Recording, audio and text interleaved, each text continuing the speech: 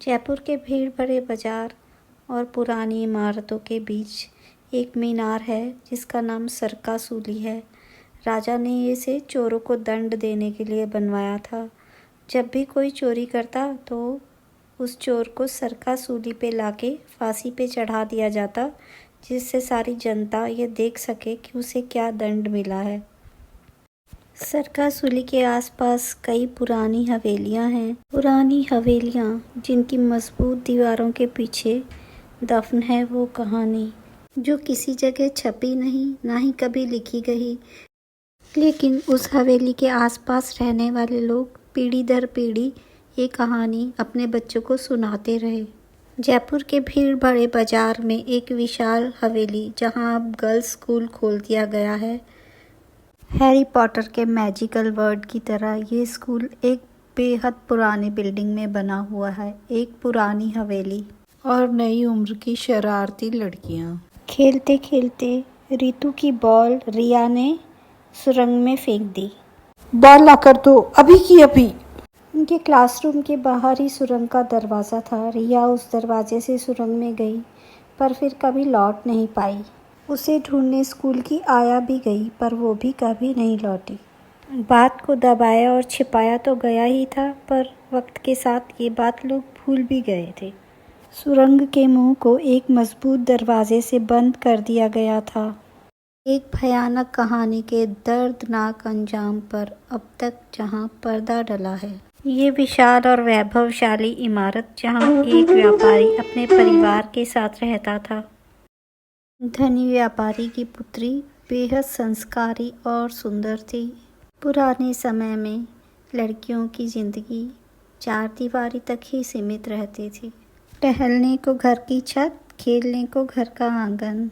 5 एकड़ की हवेली में उसकी सारी दुनिया थी। घर के बाहर की दुनिया में कैसे लोग होते होंगे, उस मासूम लड़की को इस बात का कोई अंदाज़ा नहीं। वो अपने परिवार में सुरक्षित भी थी, घर के कामों में व्यस्त भी थी।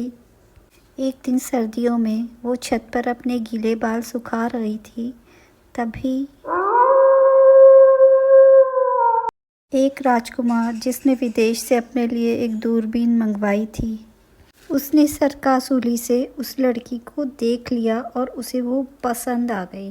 राजकुमार जब महल में लौटा तो एक जिद के साथ कि उसे वो हासिल करना ही है जो उसने देखा है।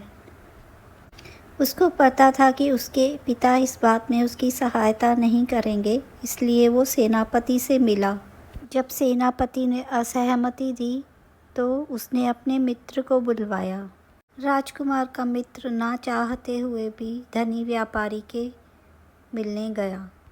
श्रीमान, मैंने सिर्फ राजकुमार का संदेश पहुंचाया है, इसके लिए मैं क्षमा चाहता हूं, लेकिन अब अपनी कन्या को बचाना चाहते हैं तो कोई रास्ता खोज लीजिए।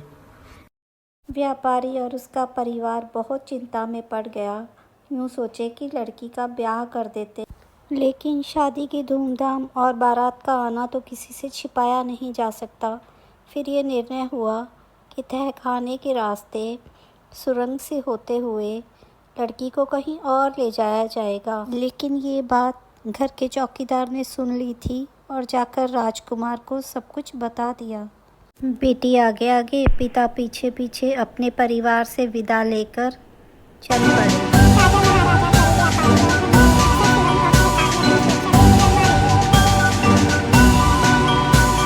राजकुमार भी हार मानने वालों में से नहीं था। उसे पता लगा तो वो भी फटाफट उनकी ओर लपका। पीछे पीछे घर के पहरेदार ने ही भेद बता दिया और व्यापारी मारा गया।